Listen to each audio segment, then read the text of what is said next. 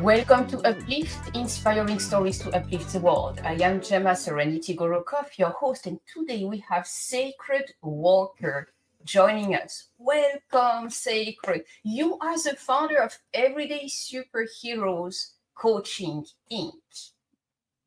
I'm so happy to have you here. What is an everyday superhero?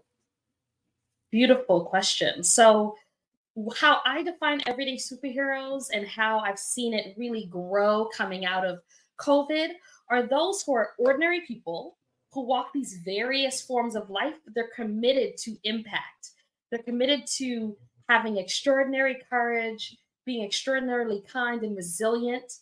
Oftentimes, they're healthcare and human service workers, frontline workers, educators, lawyers, people who selflessly serve their communities and oftentimes put their front and center impact on the line. And oftentimes, what a lot of people don't know is that many people who are drawn to being everyday superheroes have gone through something where they've defined the odds when they were younger. They might have gone through something challenging in their childhood or really felt like they wanted to stand up and advocate for others or wanted to lead teams that they can make a difference in the world. And so if you are committed to making an impact, you are in fact an everyday superhero, and I salute you. Wow, thank you so much for sharing that. That is really amazing. So basically, a superhero is really someone who has already beaten the odds, has already defied the odds, and has already become a superhero in his or her life or their lives in one way or another. And do you also consider an everyday superhero someone who is of service to another?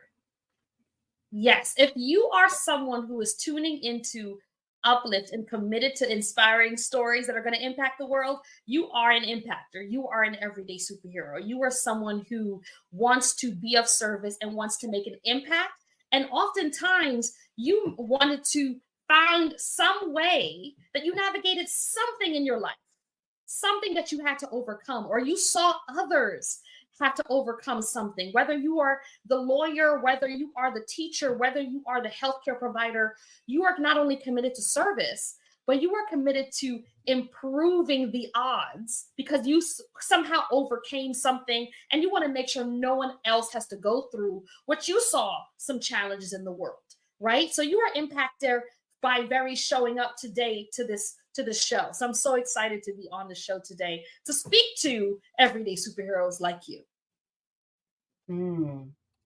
Thank you so much. So tell us a few examples of stories that you actually have in your client base, because you also want to put the spotlight on them because they are superheroes. And I guess that you are a superhero yourself because you then from your own life serve others and help elevate others. So let's have a few stories here because we love stories. So tell us someone else's story that really resonates with you and represents that everyday superhero ideal client. Absolutely. So one thing that every superhero has in common, whether you are an everyday superhero or whether you are someone who has ever felt drawn to superheroes, is that we have something that's our Achilles heel, right? Superman has his kryptonite. Batman has his shadow story. You have something that you've overcome to get to where you are. And sometimes you may even question inside of yourself, am I built for this? Am I ready for this? I have something called on my life. Am I ready for what I have been called to do? I call that your victory story. And so I talk a lot about that in the book, The Visionary Woman's Guide from Vice to Victory. So I'm going to reference that and how we've used that in order to support some of the members, because you are a member in your own healing and transformation journey. And I want to speak to one specific person. I'm going to call her Susan for the sake of today, just out of respect, because I tend to work with those who are C-suite executives or everyday superheroes who are in public positions. And I want to make sure I respect their privacy. So Susan came to me in really this place of, excitement, right? We had met at one of the summits I had spoken at. and she was really excited about stepping into her purpose, but she was feeling really exhausted at work. She's a C-suite position where she's working in a corporate environment, and let's just say it's in finance. And so she found that she had joined and created these equity teams. She was really about advocating for ways that everyone could have access to information and insight around finance. But she was the only woman on her team in her level, right? In her senior level. And she was definitely the only woman of color who was the supervisor over the supervisors of vice presidents, right? So she was a senior vice president in her position. And what she found was that she got to a place where she started feeling overwhelmed. She felt like she didn't have any time for her children, right? She had two. She felt like she had an amazing partner, but she kept on getting overwhelmed when she got home and didn't have enough space for time with him, her beautiful husband she manifested, or self-care. And she sometimes, to be honest, felt like she was being treated like the bad guy at work, right? She was the one that anytime anyone was having a problem with a team member, they sent that person to her. She was the one that was constantly questioning herself. Am I good enough for this role?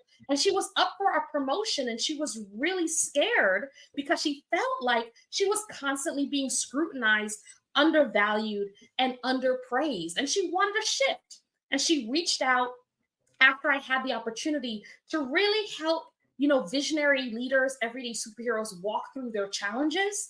And on the other side of using some of the tools from this book, she was able to spot and identify that she was an impactor around finances, but she was actually in her personal life mismanaging some of her funds. She was coping with stress eating. She was coping with overspending on power suits because she was trying to build herself up publicly while she was feeling so deflated on the inside.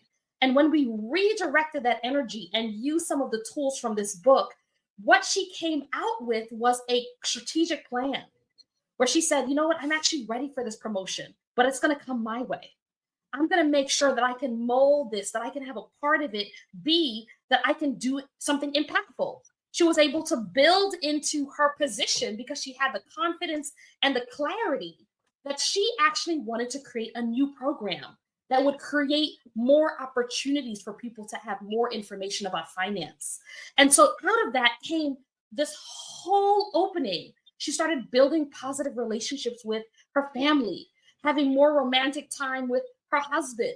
She felt more joyful inside. She claimed her victory, right? And so she invested in herself differently. And I'm so proud of story after story after story of people turning their inner critic to their infinite potential using the tools from my book. And she's just one example. And I'm so proud of you. Let's call you Susan. Susan, I give you a round of applause today.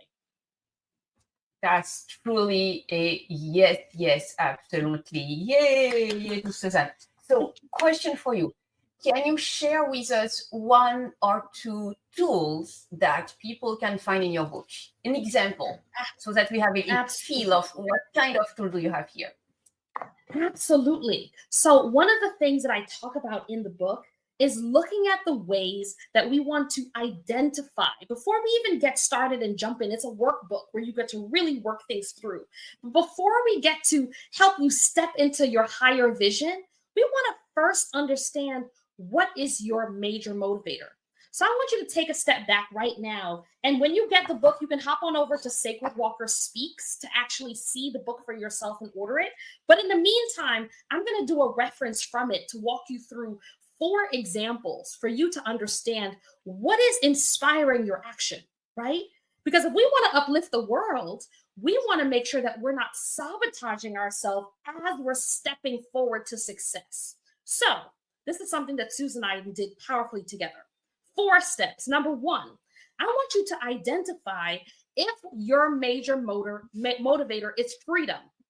Freedom equals I want to feel more free on the inside, and externally, I want to feel freer, financially free, emotionally free. I want peace and profit, right? If that's your motivator, put 1 down. Number 2, if your motivator is community, I love to gather people. I love to be able to connect others and be able to make sure that people can build community. That's number 2. Number 3 is novelty. I want to make an impact. I want to make sure that I bring something new to the market.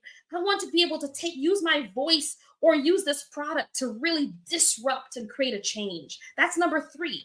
And number 4 is I want acknowledgement. I'm in my 2nd season. I've done so much in the world, and I want to take what I'm doing to this next chapter. I call it, this is your time. This is your reinvention time. If you are looking for acknowledgement, then that's number 4, right? So why is this important? And I talk about this further in my book, and I talk about some ways that I myself had been redirecting my motivators, and it was so challenging. And when I lined it up, it created a shift. And I talk about my story here and work it through. Why is this important? This is important because there are times where I might be reaching for community. I might take actions. For a long time, Ray was her middle name. Susan is her first name that we're going to choose, right? Susan was reaching for community. So she kept on pulling people together, gathering, building, connecting. But here's the challenge. She was actually building community with others who actually didn't always have her best interests in mind. And so that was creating sabotage, because the upliftment she wanted to create, she wasn't bringing people together that were actually in support of her vision. They were criticism. They were critical. So they would tear her down every time she had an idea. So her community wasn't supporting her. When she realigned to the fact that she actually really wanted to be a disruptor, she was so clear. I am in my 2nd chapter. So she really wanted that acknowledgement, right? But I'm ready to do something different. I'm ready to disrupt the finance world. I have made it to the top. I've broken the glass ceiling, but there's something inside that says, oh no, as a woman, I can't do this. They're going to question me. They're going to push back. And so in unlearning some of that, using some of these tools, she was able to create something dynamic. And because she brought something dynamic, they couldn't help but promote her. They couldn't deny that she was an everyday superhero.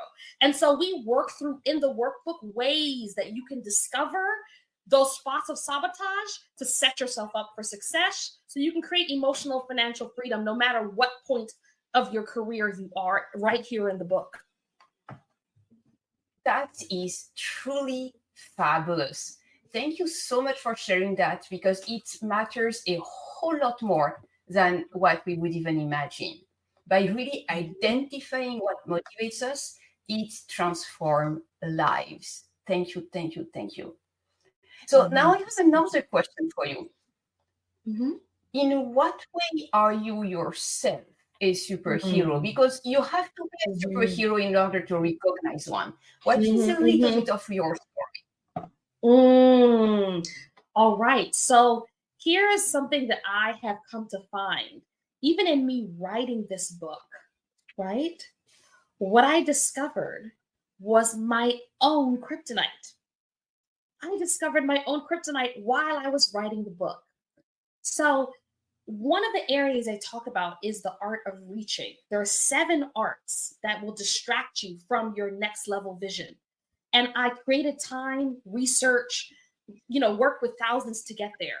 My story and my kryptonite was the art of reaching, right? So what is the art of reaching? And you can get more about it in the book, but I want to touch in on that. I was reaching for my kryptonite, which was this feeling inside of a temporary solution. Every time I was about to do something big, I would reach for something that was a temporary solution that would make me feel just good enough, right? Just good enough. So yesterday was Mother's Day. And so for many folks who are connected to mother and motherhood, right, or who have birthed their vision, there might be joy there. But for me, I was grieving and didn't even realize it. I was grieving the loss of my mom, because as a busy impactor, I was flying to everyone's rescue, but had not given myself space to grieve and celebrate the caretaker in me. And so what I discovered was that I was reaching for things that gave me temporary solution, right? I was reaching for delicious banana bread. I was like, this is so scrumptious, right? I was reaching for oxtail. I was reaching for curry goat. every time I really longed for the connection to my mom, I was reaching for home cooked foods that reminded me of her. Now, there's nothing wrong with that. However, what was being called on me on the inside was I actually wanted to fulfill the vision that my mom didn't get to. That's what was the bigger calling. And so I decided to actually fast. And I went on a fast, a 2-year fast, where I fasted from things that did not bring me joy. Right. And so if I wanted the banana bread, I would eat the banana bread. But if I actually sat with myself and said, what does my success look like for today? Instead of sitting there and getting caught up in that, I actually all of a sudden focused in on something deeper. And it shifted my whole life. And as a result, I write about it in the book here. What does success looks like for me today? Today. Because success for you today doesn't mean the same thing that success to you tomorrow. Success to you today may mean, it may not mean the same thing, because I want success, I want successful life. How do you define success? And oftentimes we are just like, I don't know. Absolutely. Okay, let me think about that. Exactly. And what I realized was that I felt very clear that I wanted to focus, and this is a tool I use again and again. I wanted to reach for speaking much more. I wanted to make an impact. My mom felt powerless at times. I wanted to heal that generational wound, and I wanted to speak more powerfully as a speaker. And when I tell you I have spoken on the biggest stages, I recently spoke on a stage where Sherry Shepherd and Valerie Jarrett also shared. I've spoken on stages around the world. When I tell you, things shifted for me, right? So instead of putting things into my mouth, I was valuing what was coming out of my mouth. I needed to create a shift. And after I was done, I treated myself to banana bread, right? Because that was the power. I needed to tune into what was on the other side of giving myself space to grieve and heal. I wanted to rediscover my voice and help others do the same. And so when I tell you that this work that has been poured into this book has created not only a shift for me, but I hope it continues to create a shift for others, I am so grateful that that is an impact that I discovered as in my own superhero story. It is essential. You really hone into the most important part, and that is being an impactful, magnetic speaker. So thank you for choosing to be impactful, therefore building up that ability to share in a few key words, memorable words, transformation in a way that is implementable for the audience. How amazing. My pleasure. Thank you. Thank you. Sacred, you are such a joy to listen to and to be impacted by and to be inspired by. You definitely uplift inspiring stories to uplift the world. I mean, it's a perfect match for what you are, for the way you are showing up in the world. And I'm so happy and grateful to have you today. Thank you. Absolutely. Thank you. Thank you so much. I'm so glad to have been here. I'm excited for folks to be able to reach out. Please do let me know what you think about the book. I'm always loving comments that you can connect. And as we launch new communities of gathering everyday superheroes so that they can connect in community with one another so we can launch our Peace and Profit, if you add yourself to our newsletter, you'll be able to be the first to hear when it goes live. Gemma, you are amazing. And thank you for the way you show up as an inspiration every day. Absolutely. That's amazing. So we have a few websites for you. Sacred Worker Speaks to have direct access to your book on Amazon. sacredworker.net, which is the shortest way to go directly to superhero coaching. And I guess that we have another one for superhero coaching that is more direct. But with that, we already have, everydaysuperheroescoaching.com is the third one that we can simply use to connect with you, to reach out, to really recognize ourselves as a superhero, and then recognize that we still need coaching because it's not easy to recognize ourselves and then continue to go through life. Oftentimes, when we are superheroes, it's hard to really like give ourselves a pat on the back and not just like break ourselves with a negative self-talk. You truly bring through that positivity, motivation, uplifting content that superheroes need, because it's not because you are a superhero that you do not need help. Well, exactly the contrary. Because you are a superhero, because you are a truly amazing person who helps yourself and so many others, you need support. And this is what Everyday Superheroes Coaching Institute is about, founded by Sacred Walker. Thank you.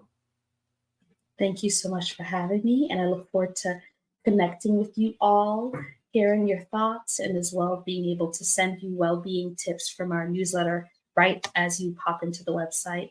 Again, kind of closing words, just remember that your gift can be your greatest upliftment. And I would be honored.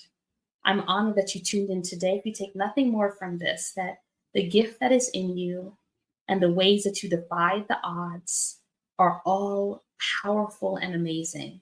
And I look forward to making sure that every single day you remember who you are so that your A game can change. I'm so glad to be connected to you. Thank you, Secret.